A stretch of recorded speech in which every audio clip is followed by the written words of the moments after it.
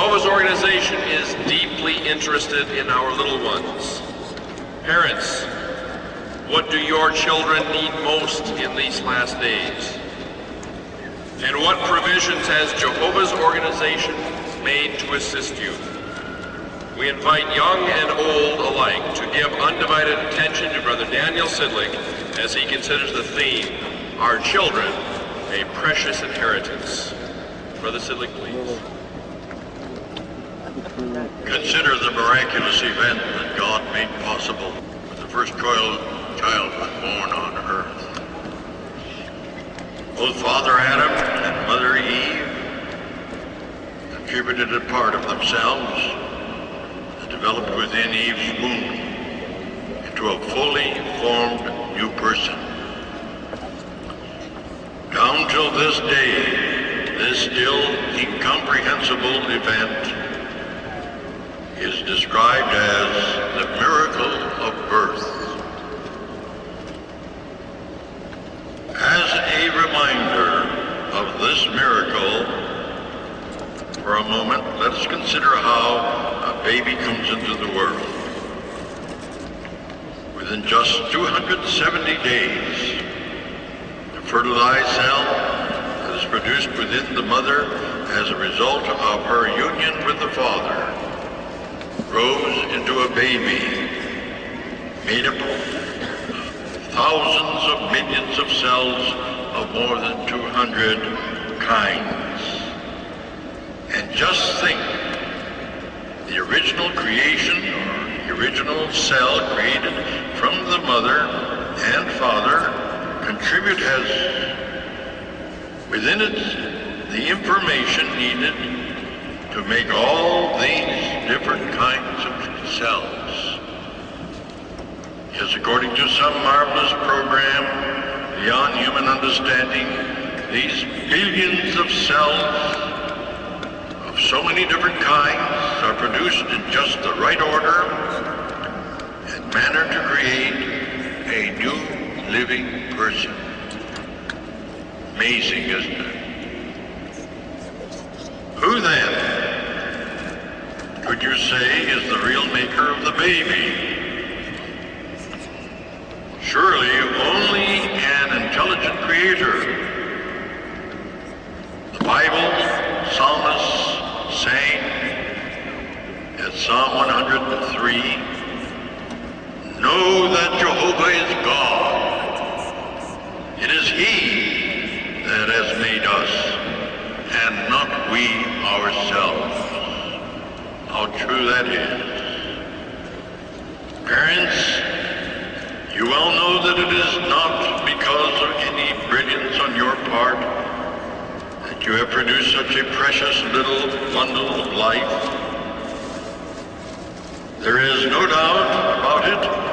Only a God of infinite wisdom could be responsible for the miraculous formation within the mother of a new living person. Praise God for that.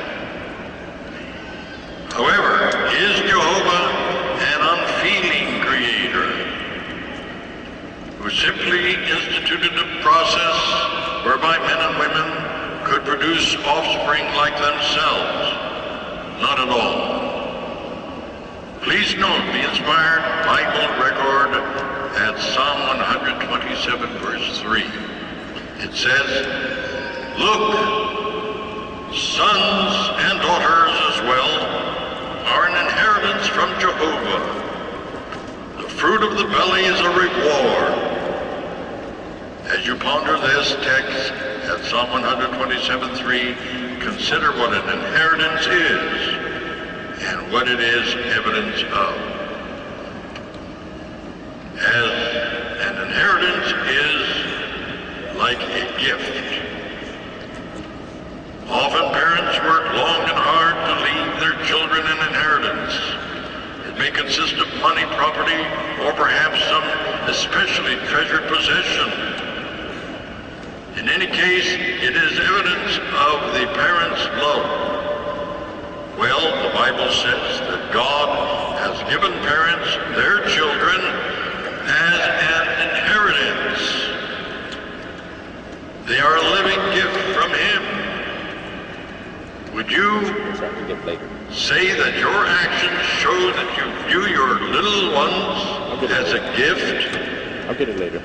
That the Creator of the universe has personally entrusted to you? Please take note of the attitude of Jesus Christ, who set an example for us. By the way He viewed children, He set an example for us, for parents. Let us consider how He did this. First, He took time for children even when He was very busy and under stress. During His final trip to Jerusalem, where He knew He would suffer and be killed, people brought little ones to Him. Mark chapter 10, verse 13 and 14 tells us that Jesus' disciples, perhaps in an effort to protect Him from further stress, tried to turn the children away. But Jesus reprimanded His disciples. He showed His love for the little ones, saying, as we read in verse 14, "Let the young ones come to me. Don't try stopping them." Jesus considered the little ones to be important. Think about this. When young ones come to us, how do we respond when we are busy? As Jesus did?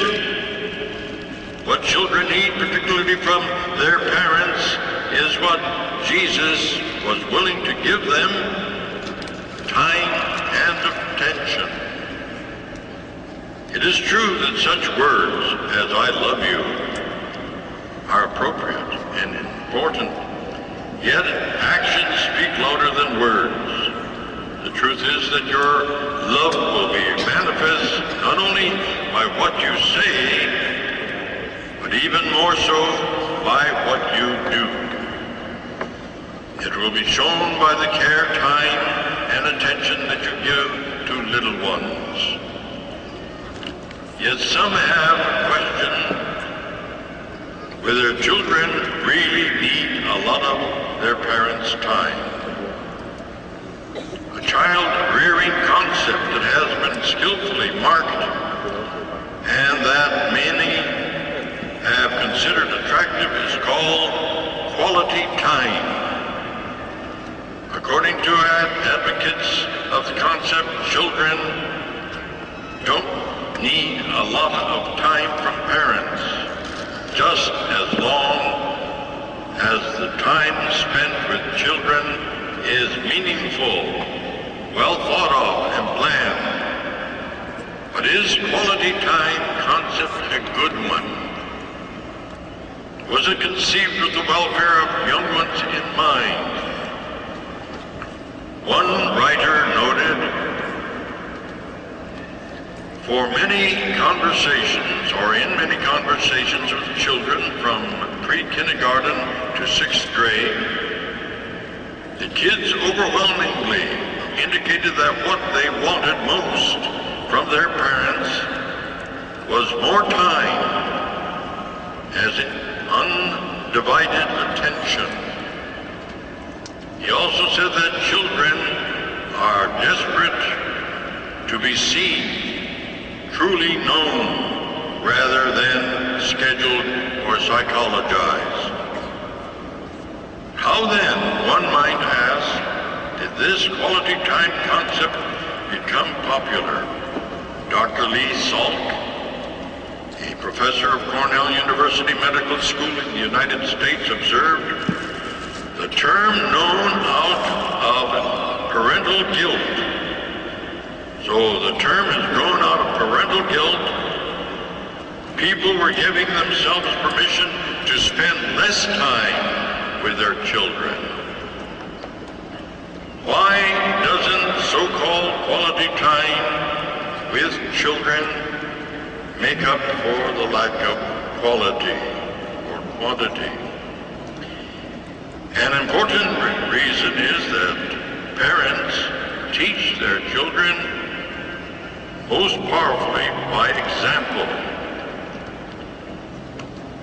And setting a good example takes time, large amounts of it, not just small packets of it. The New York Daily News put it this way: the problem with the quality time concept is that the key moments between a parent and a child, the conversations and decisions that instill security, values, and self-esteem are spontaneous. No one can schedule a spontaneous moment.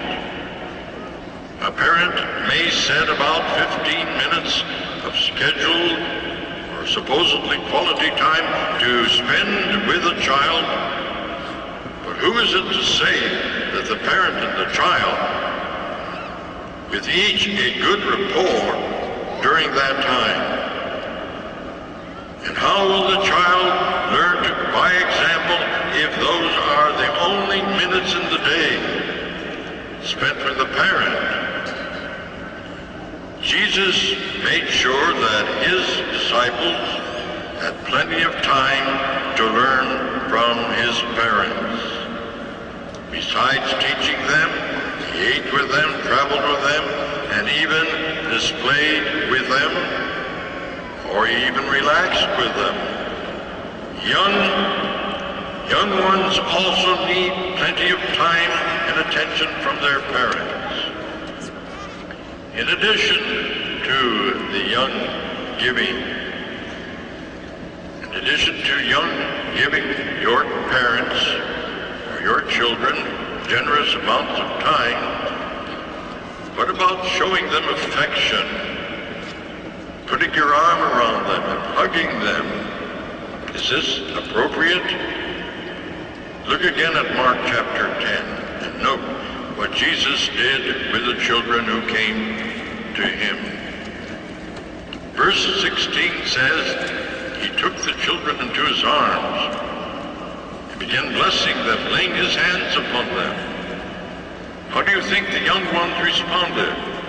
Surely their hearts were warm, and they were drawn to Jesus.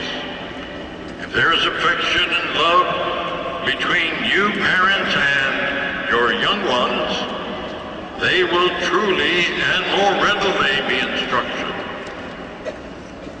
Please turn to Deuteronomy chapter 6 and consider the amount of time that parents are urged to spend with their young ones. Verse 7 urges you, parents, to speak with your children. When you sit in your house, when you walk on the road, when you lie down, and when you get up. What can you learn from this?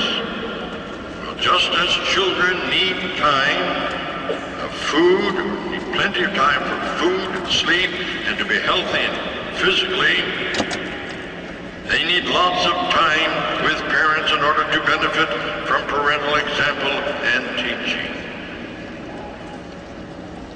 And remember, good teaching includes attentive listening and genuine interest. So never put off an inquiring child with a gruff, "Go away. Can't you see I'm busy?" If you really are busy, tell the child you will discuss the matter later and stick to your word. This way, the child will sense that you are interested in him, and he will readily confide in you. But simply spend time with children, or even speaking with them, is not all there is to rearing them successfully. Foremost is the matter of what is taught. We're going to look at Deuteronomy chapter 6. And notice in verse 6 and 7 that the account shows what should be taught.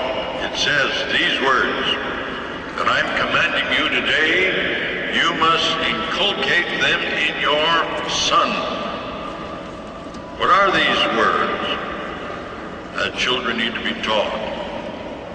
Certainly, they include the words in the preceding verse 5, namely, you must love Jehovah your God with all your heart and all your soul and all your vital force. Regarding these words, Jesus said in Mark chapter 12 that they are the most important of all of God's commandments. So parents need primarily to teach young ones about Jehovah God, explaining to them why he alone is worthy of our whole soul love and devotion. However, these words that God's servants are urged to teach these children include more than those of Deuteronomy 6:5. In the preceding chapter of Deuteronomy, chapter 5, you will notice that Moses restates that the laws that God wrote on tablets of stone, namely the Ten Commandments, these laws or commandments include the ones not to lie, not to steal, not to murder, not to commit adultery, and so forth. Parents of old were here impressed with the need to impart moral values in their children. Christian parents today must provide their children similar instruction in order to ensure a secure, happy future for them. Note too that here at Deuteronomy chapter 6 verse 7, parents are instructed how to teach their words or these words or commandments to their young ones. Notice that it says, you must inculcate in your son. What does that mean? According to Webster's Third International Dictionary, the word inculcate means to teach and impress by frequent repetition or admonition, urge on, or fix in the mind. So God is, in effect, telling parents to institute a planned program of Bible instruction that has the express purpose of impressing spiritual matters on the minds of their children. Such a planned program takes parental initiative.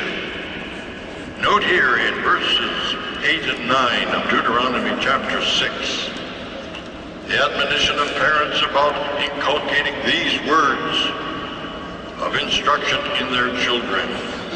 We read, you must tie them, these words or commandments of God, as a sign upon your hand. And they must serve as a frontlet band between your eyes. And you must write them upon the doorpost of your house and your gates. Are the parents being told literally to write God's laws on doorposts and gates, or tie a copy of them on their hands, or to place them between their eyes? God's people in ancient times generally did not understand or apply this commandment in that way. Really, however, the message is that parents should consult deep and constantly keep the teaching of God before their children. This should be done in such a regular, consistent way that it is as though God's teaching are right there before them all the time. How early in a child's life should parents' instruction begin? The Apostle Paul wrote regarding his young missionary companion Timothy, as recorded in 2 Timothy 3:15, from infancy you have known the Holy Scriptures or holy writings. Yes, Timothy had received spiritual training from babyhood. Indeed, from as far back as Timothy's memory could reach, his mother Eunice and grandmother Lois had taught him the Scriptures. Some parents today read, talk, sing to their children, or to the child even before birth. Very likely the child in the womb benefits from the soothing voice that it lovingly and its loving tone. Later, after birth, the baby begins to comprehend words, perhaps much sooner than you might think. Remember, only in 2 or 3 years, a baby learns a complex language just by being exposed to it. And some babies learn more than one. Obviously then, young children can, at the same time, learn the pure language of Bible truth if they are effectively taught it. No question about it. Very young children can absorb a huge amount of information and can retain it if it is repeatedly impressed on their minds. For example, a mother from Canada wrote, "One day I was reading from my book of Bible stories to my 4.5-year-old son, Sean, and as I paused for a moment, I found to my amazement that he began to continue the story word for word as it appeared in Bible Stories book. I tried another and then another, and he had memorized every one. He has actually memorized word for word the first 33 stories, including difficult names of places and people. Isn't that amazing?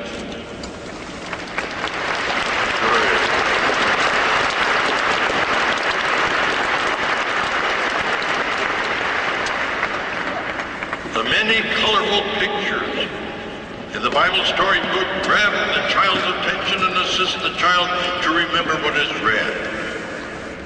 The more a child's senses of sight, hearing, and touch are involved, the more he will enjoy and thus remember what is taught. One father noted, when the children were younger, we crawled on the floor, banged pots, wore pan covers as helmets, and swung kitchen ladles at one another to act out famous Bible characters in historic times. And the kids loved it. That's something to do, isn't it? What things have you done to impress your little ones? What things have you done to impress these words, the teaching of the Bible, on your children? One father helped his child visualize the resurrection of Lazarus. How? By going into the closet and emerging as the resurrected Lazarus. Others have impressed on their little ones the magnitude of Noah's Ark by going on to an outside area, staking out the size of the ark. The need to teach our children cannot be overemphasized. Remember in the Garden of Eden, Satan directed his attention to Eve, not to the older, more experienced Adam. Should we not expect Satan today also to pick on the most vulnerable of our children? Ecclesiastes chapter 7 verse 12 indicates how we can protect our children, saying, wisdom is for a protection. But to get wisdom, one must first receive knowledge. So we can protect our children by teaching them what they need to know. In this sex-obsessed world, children need to be taught what is proper moral conduct. And of course, they face many other sensitive and complex issues. For years, parents have been asking for help to do such teaching. A recent letter noted there isn't anything in between the Bible story books and the Young People Ask book for the parents to use to counteract Satan's designs for the 6 to 10-year teenage group. Another one said, I don't know any other publication that helps shape our young child's mind or our young children's mind and heart as much as listening to The Great Teacher, a book released 32 years ago. An age overseer urged, let's reintroduce The Great Teacher. Our families need it. The principles of courtesy, manner, respect, responsibility, dependability, work, caring, and love are only a few of the fundamental truths that are taught in The Great Teacher book. Children, remember it. He concluded by appealing, would it be possible, realistic, or practical to reinvent The Great Teacher book?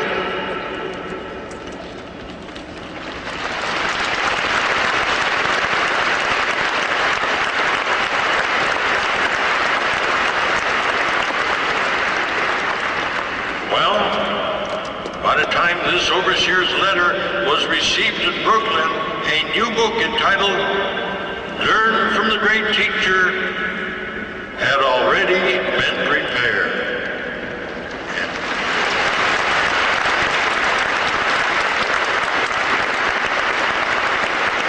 And now it's my pleasure to introduce this to the convention, the Great Teacher book. Beautiful piece of work, brothers. Look at it here. Can you see it?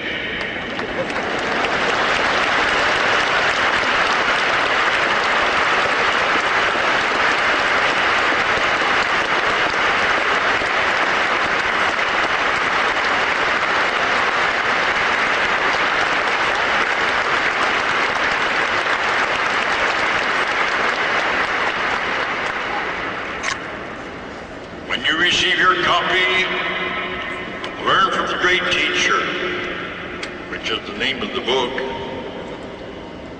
you will see that it provides what many of you have been asking for. This includes providing for an opportunity to discuss with your children what many of them, even at a very young age, often wonder about. That's sex. We should remember informing children about sex does not take away their innocence, but can protect them from losing their innocence. Chapter 5, when discussing the birth of Jesus, the book addresses the subject of where babies come from. Then in chapter 10, when discussing the wicked angels who came to earth and fathered children, the question is asked, what do you know about sex relations? After allowing opportunity for a young child's comment, the book gives a simple, dignified question or answer to the question later in chapter 12 entitled How Jesus Was Protected, describes how Jehovah intervened to protect his son Jesus when Satan's agent on earth tried to kill him. Then the chapter explains how children can be taught to protect themselves from sexual predicators. Picture.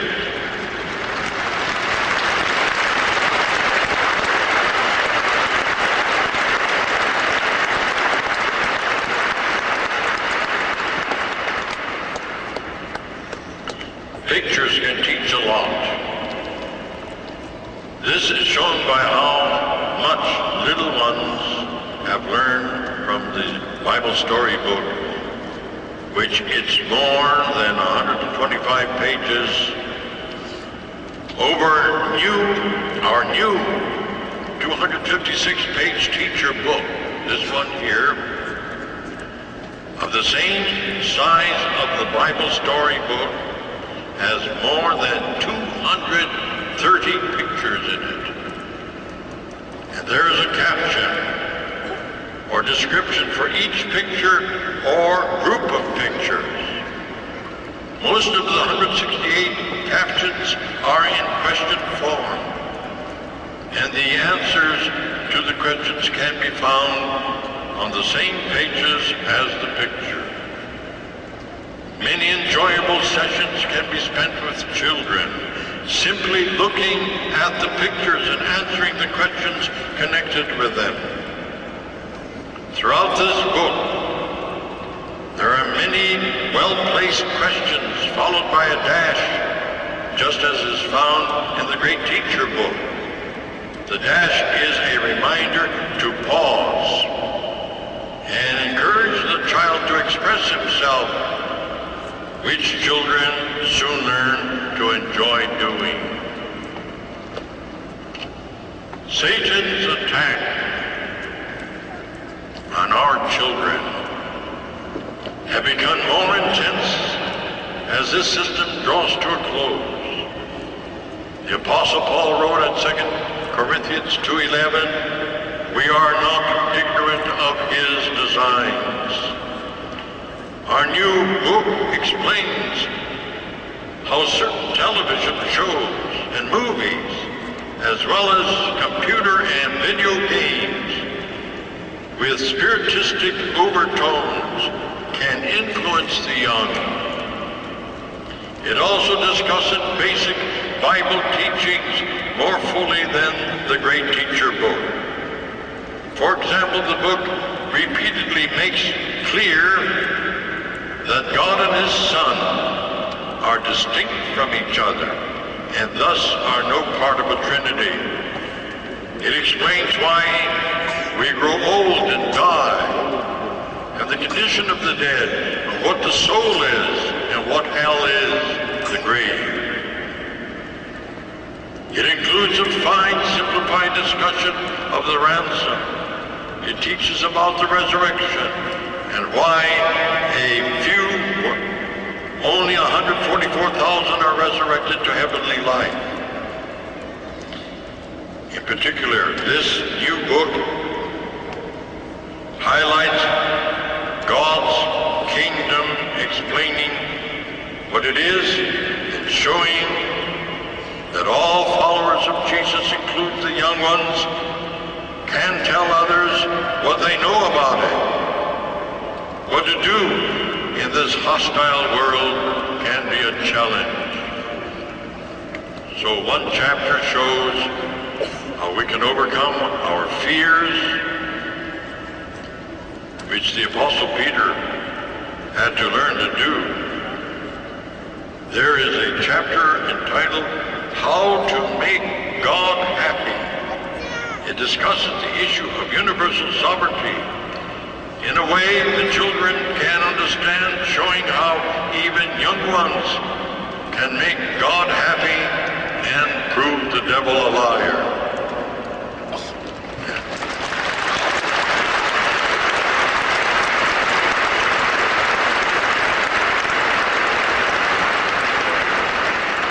At the same time, a new teacher book retains all the fine lessons drawn from the teaching of Jesus that were covered in the old great teacher book.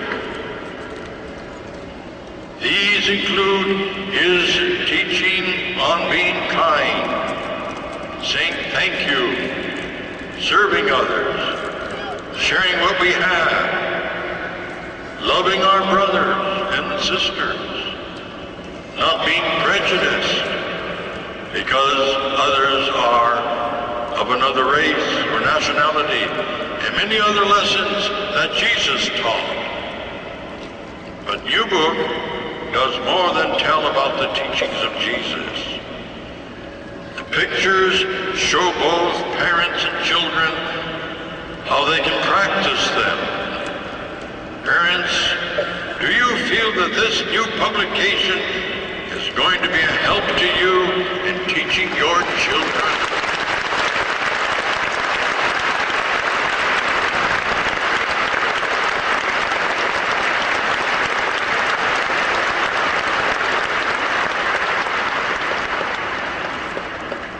Our children are precious.